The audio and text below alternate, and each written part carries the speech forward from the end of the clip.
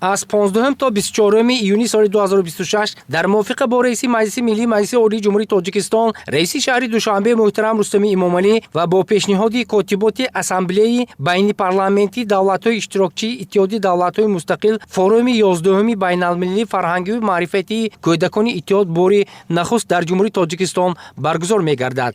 در فورум نمایندگان جمهوری آذربایجان، ارمنستان، بلاروس، قزاقستان، قرقیزستان، تاجیکستان، ازبکستان، فدراسیون روسیه و ترکمنستان اشتراک نمودند. فورум مذکور در استراحتگاه کودکانه شاهین واقع در شهر گلستان ولایت سوخت برگزار گردیده در دایره آن بیش از 30 چاره‌بینی به نقشه گرفته شده است. در جریان فورум کودکان با تاریخ و فرهنگ و عنعنه‌های ملی کشورهای اشتراکچی شناس شده. در المپیاد ذهنی و آخری با قهرمان‌های ورزش، ماستر کلاس‌ها، گشت‌های سیاحی، ماراتون تربیت جسمانی و ورزشی و دیگر مسابقه‌های دوستانه شرکت می‌ورزند. در دایره برنامه فورум در روز دوم نمایندگان جمهوری آذربایجان در امفی‌تئاتر استراحتگاه نمایش هنر و فرهنگ ملی خود را دایر نمودند. برای اشتراکداران فیلم حجتی از تاریخ تاسیس‌یابی این کشور، روزگاری مردم آن و همچنین رشد و ترقیات در دوره‌های گوناگون منظور کرده شد.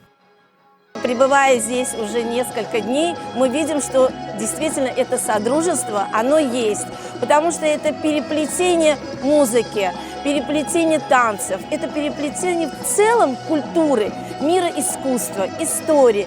То есть мы все связаны между собой. Может быть, языки у нас не одинаковые, но культура, доброта сердец и желание, чтобы был мир во всем мире, это самое главное.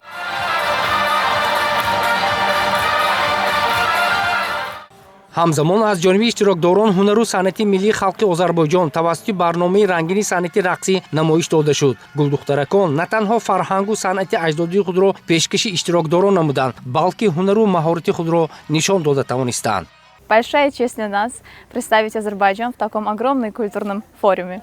Спасибо, Таджикистан, за гостеприимство.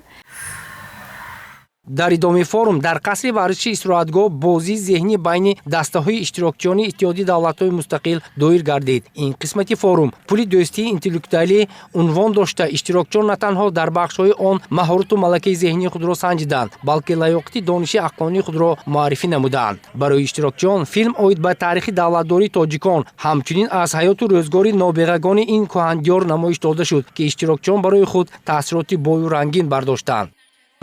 Я узнала много нового о стране, очень интересно. Познакомилась со многими людьми из разных стран. Все проходит очень интересно. Всем большое спасибо. Каждая страна вносит свой вклад, труд в дело того, чтобы описать свою культуру, показать миру свою страну и дать возможность для будущей связи. Неожиданно, я бы даже сказал, все как это проходит, с таким размахом, прям все очень классно. شام همان روز نمایندگان جمهوری ارمنستان برنامه فرهنگی خود را برای اهل نشست تقدیم داشتند که آن رسم و آیین صنعت مردمی این سرزمین را انعکاس نمود. Мы уже познакомились с многими нациями, с их культурами уже, с Таджикистаном, вот. И у нас появились много друзей, и очень хорошо проводится все, и все очень хорошо. У нас очень много близких отношений с разными народами стран СНГ, особенно с таджиками, потому что и у нас, и у таджиков есть много общее. У нас мы редкие страны в СНГ, которые имеют многовековую, многотысячную, тысячелетнюю историю. И очень много традиций совпадают. И форум даст то, что наши ребята будут знакомы с Таджикистаном, таджики будут знакомы с Арменией. Может быть, когда будет шанс там отдыхать в других странах, мы поедем в Таджикистан, таджики поедут в Армению вместо того, чтобы там ехать в другие разные страны, потому что тут много чего интересного.